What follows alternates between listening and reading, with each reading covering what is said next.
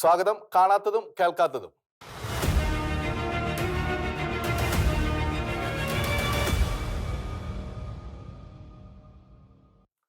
പൂഞ്ഞാർ ഫൊറോന പള്ളിയിലെ സംഭവത്തിന് എന്തുകൊണ്ട് ഇത്ര പ്രാധാന്യം?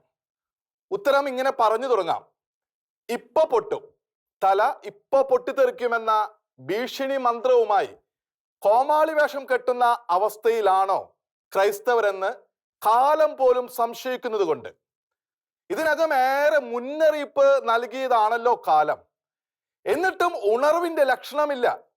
ഉണർത്താൻ പൂഞ്ഞാർ വേണമെന്ന് വന്നുകൂടിയോ? പൂഞ്ഞാറിന്റെ വെല്ലുവിളി വിശ്വാസപരമെന്ന് തൽക്കാലം പറയുന്നില്ല, മതരാഷ്ട്രീയപരം എന്ന തിരിച്ചറിവായിരിക്കും കൂടുതൽ ശരി. എന്തെന്നാൽ വിശ്വാസമോ ആത്മശക്തിയോ തളരാതെ നിരവധി ചെറുപ്പക്കാർ, പ്രതാപ മഹിമകളുടെ ജാടകളിൽ കുടുങ്ങാത്ത യഥാർത്ഥ വിശ്വാസികൾ, സഭാമാതാവിനു വേണ്ടി ആത്മാർത്ഥതയോടെ പ്രതിഷേധിച്ചത് നാം കണ്ടു. സ്വഭാവ രൂപീകരണം പാളിപ്പോയ കുറെ അപാകപ്രായക്കാർ ദൈവാരാധനയെ അവഹേളിക്കും വിധം ദേവാലയ പരിസരത്ത് ധിക്കാരം കാട്ടി എന്നതിൽ ക്രൈസ്തവർ കലി തുള്ളുന്നില്ല, ഭയന്നു വിരളുന്നുമില്ല. സഹവികാരിയായ കൊച്ചച്ഛന്റെ ജീവൻ കാത്ത ദൈവമാണ് ക്രൈസ്തവർക്ക് ശരണവും വഴിയും ജീവനും. വല്ലതും സംഭവിച്ചിരുന്നെങ്കിലോ എന്നത് ദൈവപരിപാലനയ്ക്ക് മുമ്പിൽ തൽക്കാലം സാങ്കല്പിക ചോദ്യമായി മാറുന്നു. എന്നാൽ സംഭവത്തിന്റെ താക്കീത് അങ്ങനെ തള്ളാവുന്നതല്ല. ഈ അതിക്രമത്തെക്കുറിച്ച് പാകമെത്തിയ പ്രായക്കാർ, മതവാദികളും അവരുടെ പ്രീണകരായ രാഷ്ട്രീയ നേതാക്കളും പിന്നെ അവരെ താലോലിക്കുന്ന ഭരണനിരയും കൈക്കൊണ്ട സമീപനം ക്രൈസ്തവർക്ക് റെഡ് അലർട്ടാണ്. അതിക്രമം നടത്തിയത് മൈനർമാർ മാത്രമല്ല എന്നതും അതുപോലെ തന്നെ പൂഞ്ഞാറിലേത് ഒറ്റപ്പെട്ട സംഭവമല്ലെന്നുകൂടി ബോധ്യപ്പെടുത്തുന്ന സൂചനകളാണിവ. പാകമെത്താത്ത പ്രായത്തിലെ അതിക്രമങ്ങൾക്ക് അർഹിക്കുന്ന ഗൗരവം മാത്രം കൽപ്പിക്കാനുള്ള വിവേകവും മനസ്സടക്കവും ക്രൈസ്തവ നേതാക്കളെ ആരും പഠിപ്പിക്കേണ്ടതില്ല.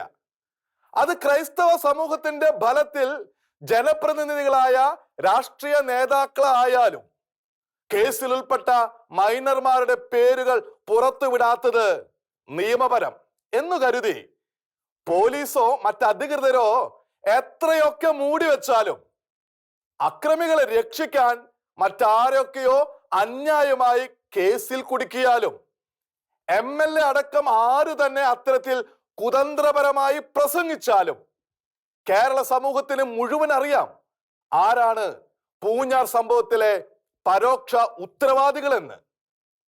എളുപ്പക്കാർക്ക് വേണ്ടി അവരുടെ രക്ഷാകർത്താക്കളോ അവരുൾപ്പെട്ട സമൂഹത്തിലെ ഏതെങ്കിലും ഒരു നേതാവോ ഖേദത്തിന്റെ ലക്ഷണം കാട്ടിയില്ല. പകരം തലയിൽ തൂവലിരിപ്പുണ്ടെന്ന് സ്വയം ബോധ്യമുള്ള പലരും ന്യായീകരണം മാത്രമാണ് നടത്തിയത്. വെറും ന്യായീകരണമല്ല, പരാതിക്കാരെ കടന്നാക്രമിക്കുന്ന പ്രകടനം. അതുകൊണ്ടും നിർത്താതെ പള്ളിയുമായി ബന്ധപ്പെട്ടവർ പരാതിപ്പെട്ടത് മഹാകുറ്റകൃത്യമെന്നാണ് പ്രതികരണത്തിലെ നിഷ്പക്ഷ മുഖമൂടികളും പ്രചരിപ്പിച്ചുകൊണ്ടിരിക്കുന്നത്. പൂഞ്ഞാറിലെ സാഹചര്യവും അനുഭവങ്ങളും മതനിരപേക്ഷ സമൂഹത്തിനു നടുവിൽ മതാധിപത്യ എൻക്ലേവ് സ്ഥാപിക്കുന്നവരുടെ ധാർഷ്ട്യവും എന്നല്ല, ചില നിയമപാലകരടക്കം പലരുടെയും മതബദ്ധ കൂറും ചായവും സംബന്ധിച്ച ആക്ഷേപവും രഹസ്യമല്ല. വെളിപ്പെടുത്താൻ സാഹചര്യമില്ലെങ്കിലും എല്ലാ നിശ്ചയമുള്ള ഇടവക സമൂഹത്തിനും പള്ളി അധികൃതർക്കും മുറത്തിൽ കയറി കൊത്തിയവരെ കുറിച്ച് NIA അന്വേഷിക്കണമെന്ന് പറയാൻ പുറത്തൊരു ശക്തിയുടെ അനുവാദം വേണോ?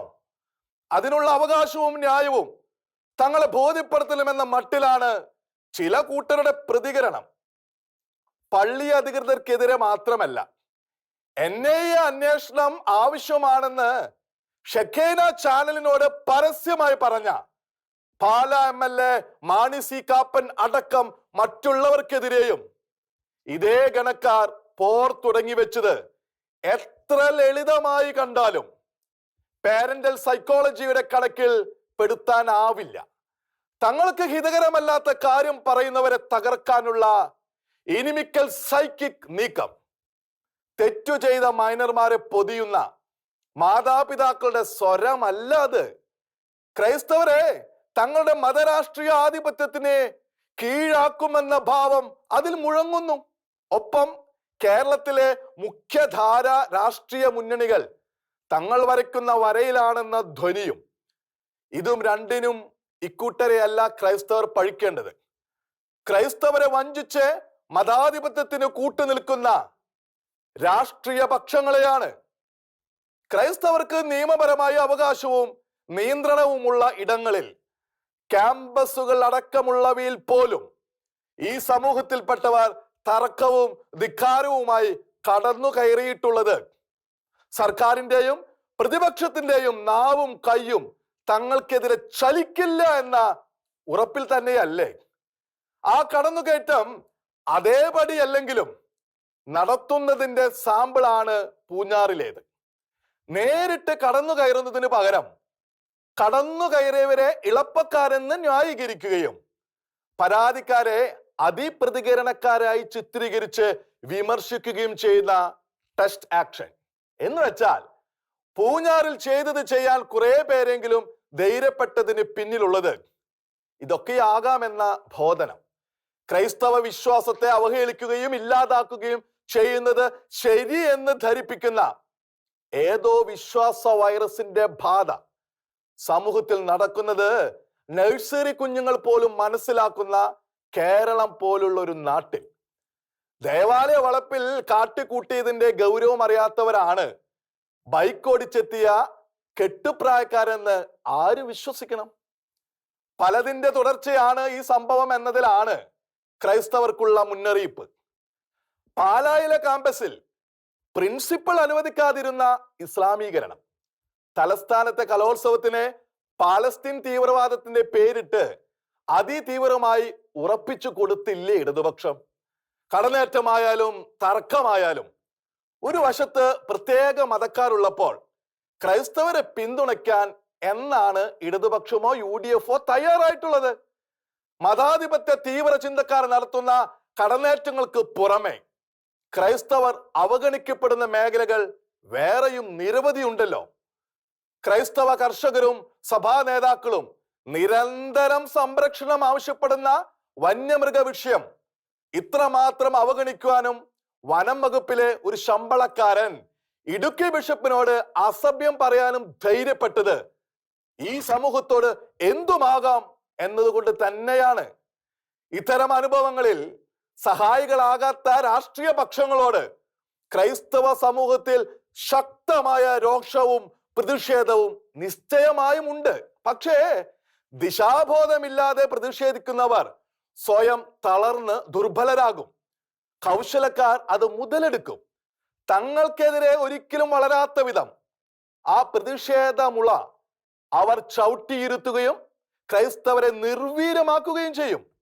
ഫലം ക്രൈസ്തവർക്ക് എന്നും ചിലരുടെ ചവിട്ടടിയിൽ കഴിയാം. അട്ടിമറി ക്രൈസ്തവരുടെ മാർഗമല്ല. വ്യവസ്ഥിതി ഒറ്റയടിക്ക് മാറ്റാനും തുനിയേണ്ട. എന്നാൽ മറ്റൊരു രാഷ്ട്രീയ പോക്കിടമില്ലെന്ന ധൈര്യത്തിൽ തങ്ങളെ അവഗണിക്കുന്നവർക്ക് മറക്കാത്ത ഷോക്ക് ട്രീറ്റ്മെന്റ് കൊടുക്കാൻ ക്രൈസ്തവർക്ക് ബാധ്യതയുണ്ട്. അതിന് കാലം അവസരവും തോന്നലും നൽകുമ്പോൾ അവഗണിച്ചാൽ പിന്നെ വിലപിക്കാൻ കൂടി അവകാശമില്ലാതായേക്കാം.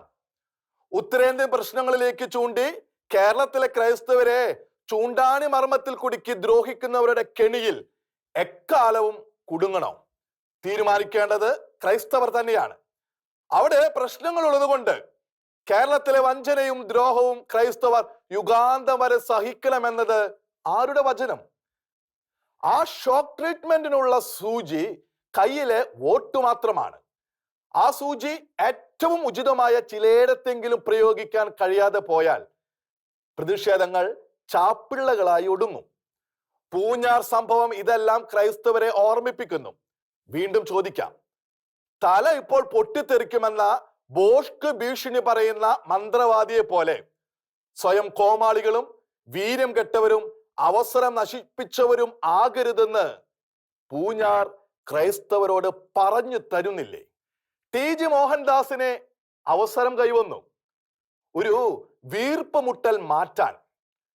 തുമ്പ റോക്കറ്റ് വിക്ഷേപണ കേന്ദ്രത്തിന് ക്രൈസ്തവർ സ്ഥലം വിട്ടുകൊടുത്തതിനെ അല്പം കുറച്ചു പറഞ്ഞതോടെ അത് മാറിക്കാണണം. പ്രധാനമന്ത്രി നരേന്ദ്രമോദി തിരുവനന്തപുരത്ത് വന്ന വകയിലാണെങ്കിലും ഇങ്ങനെയൊരു ചാരിതാർത്ഥ്യം മോഹൻദാസിന് ഇരിക്കട്ടെ. തുമ്പയിലെ ബഹിരാകാശ ഗവേഷണ സ്ഥാപനം തുടങ്ങാൻ തിരുവനന്തപുരം ലത്തീൻ രൂപതയ്ക്ക് കീഴിലെ വിശുദ്ധ മറിയം മഗ്ലേന പള്ളിയും സ്ഥലവും 1960കളിൽ വിട്ടുകൊടുത്ത ചരിത്രമാണ് വിഷയം.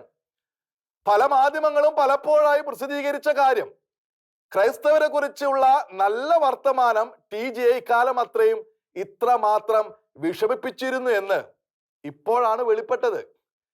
തിരുവനന്തപുരത്ത് ഇന്ത്യയുടെ ഗഗനചാരികളെ പ്രഖ്യാപിച്ച പ്രധാനമന്ത്രിയുടെ സാന്നിധ്യത്തിൽ മുഖ്യമന്ത്രി പിണറായി വിജയൻ ക്രൈസ്തവർ പള്ളി വിട്ടുകൊടുത്ത പഴയ കാര്യം അല്പം പ്രശംസ കൂട്ടി പറഞ്ഞു. മുഖ്യമന്ത്രിക്ക് അദ്ദേഹത്തിൻ്റെതായ ലക്ഷ്യങ്ങളും മനോഭാവങ്ങളും ഉണ്ടാകുമെന്നത് രഹസ്യമല്ല. മുഖ്യമന്ത്രിയോടുള്ള എതിർപ്പാണോ ക്രൈസ്തവരുടെ പൊണ്ണക്കാര്യമെന്ന അവജ്ഞയാണോ TGയെ പ്രകോപിപ്പിച്ചത് എന്നറിയില്ല. എന്തായാലും അകത്തെ അസ്കിത അദ്ദേഹം നീക്കിയെടുത്തു. നല്ല പരിഹാസത്തോടെ തങ്ങളുടെ ഔദാര്യം കൊണ്ട് ഇന്ത്യയുടെ ബഹിരാകാശ ഗവേഷണം ഇത്രത്തോളം എത്തിയെന്ന ഭാവമാണ് ക്രൈസ്തവരുടേത് എന്ന മട്ടിലുള്ള പരിഹാസം. തുമ്പയല്ലാതെ ശ്രീഹരിക്കോട്ടയും മറ്റും ഒന്നുമല്ലല്ലോ എന്ന ആക്കലും. ശ്രീഹരിക്കോട്ടയിൽ നിലയം പദ്ധതിയിട്ടത് 1969 മാത്രമാണ്. ആദ്യ വിക്ഷേപണം നടന്നത് 1971. തുമ്പയിൽ ആദ്യ വിക്ഷേപം നടത്തി 8 വർഷത്തിന് ശേഷം അന്നും രാജ്യം ഭരിച്ചിരുന്നത് വേറെ സർക്കാർ. ഇന്ത്യയുടെ ബഹിരാകാശ ഗവേഷണത്തിന്റെയോ തുമ്പ നിലയത്തിന്റെയോ അവകാശം പറയാൻ മാത്രം ബോഷന്മാരല്ല ക്രൈസ്തവർ എന്ന് അദ്ദേഹത്തോട് പറയേണ്ട കാര്യമുണ്ടോ? എങ്കിലും പള്ളിയും സ്ഥലവും കൈമാറിയത് അഭിമാനത്തോടെ ക്രൈസ്തവർ ഓർമ്മിക്കാറുണ്ട്. ഇനിയും ഓർമ്മിച്ചെന്നിരിക്കും. രാജ്യത്തിന്റെ ബഹിരാകാശ ഗവേഷണ നേട്ടങ്ങളുടെ ഭാഗമാകാൻ തങ്ങൾക്കും ഇങ്ങനെ കഴിഞ്ഞല്ലോ എന്നത് അവകാശഭാവങ്ങളൊന്നുമില്ലാത്ത ചാരിതാർത്ഥ്യം തന്നെയാണ് ക്രൈസ്തവർക്ക്. തങ്ങളുടെ പ്രാർത്ഥനകൾ ആകാശങ്ങളിലേക്ക് ഉയരുന്ന ഇടത്തു നിന്ന് തന്നെ ഇന്ത്യയുടെ യാനങ്ങൾ ബഹിരാകാശത്തേക്ക് ഉയരുന്നു എന്ന സന്തോഷകരമായ സ്മരണ. അതിലപ്പുറം അതൊരു പൊണ്ണക്കാര്യം എന്ന് തോന്നുന്നത് ക്രൈസ്തവർക്കല്ല.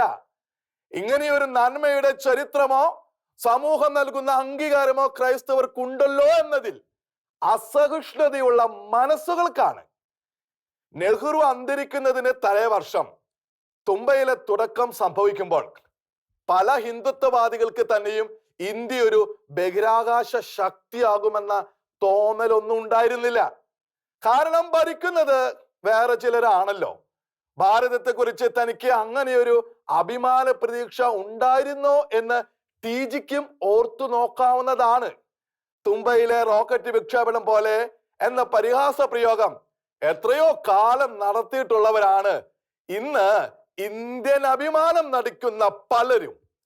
അക്കൂട്ടത്തിൽ തങ്ങൾ ഉണ്ടായിരുന്നില്ല എന്ന് തീർത്തു പറയാനാകുമോ എല്ലാ ഹിന്ദുത്വവാദികൾക്കും? പകരം സ്ഥലവും ആനുകൂല്യങ്ങളും വാങ്ങിയിട്ടല്ലേ പള്ളി വിട്ടുകൊടുത്തത് എന്നതാണ് ചിലരുടെ ആക്ഷേപം. അത് പറയുന്നവരെ ഒരു കാര്യം ഓർമ്മിപ്പിക്കുന്നു. ദിവ്യബലിയുടെ വേദിയും പൂർവികരടക്കം ചെയ്ത സെമിത്തേരി ഉൾപ്പെട്ട പിതൃഭൂമിയും അടക്കമാണ് തീരദേശ ഇടവകക്കാർ കൈമാറിയത്. 183 കുടുംബങ്ങൾ കുടിയൊഴിഞ്ഞു. ഇതെല്ലാം വേണ്ടിവരുമെന്ന് അറിയാമായിട്ടും 1962 2 ശാസ്ത്രജ്ഞർ ഹോമി ബാബയും വിക്രം സാരാഭായിയും സമീപിച്ചപ്പോൾ നിറഞ്ഞ മനസ്സോടെയാണ് bishop doctor Peter Bernard Pereira സമ്മതം നൽകിയത്. പിരിയാൻ കഴിയാത്ത പള്ളി വിട്ടുകൊടുക്കാൻ ഇടവകക്കാരായ തീരവാസികളെ പ്രചോദിപ്പിച്ചതും പള്ളിയും സ്ഥലവും പൂർണ്ണ മനസ്സോടെ വിട്ടുകൊടുത്തു എന്നത് നന്മയായി കാണാൻ TGക്ക് കഴിയുന്നില്ലേ?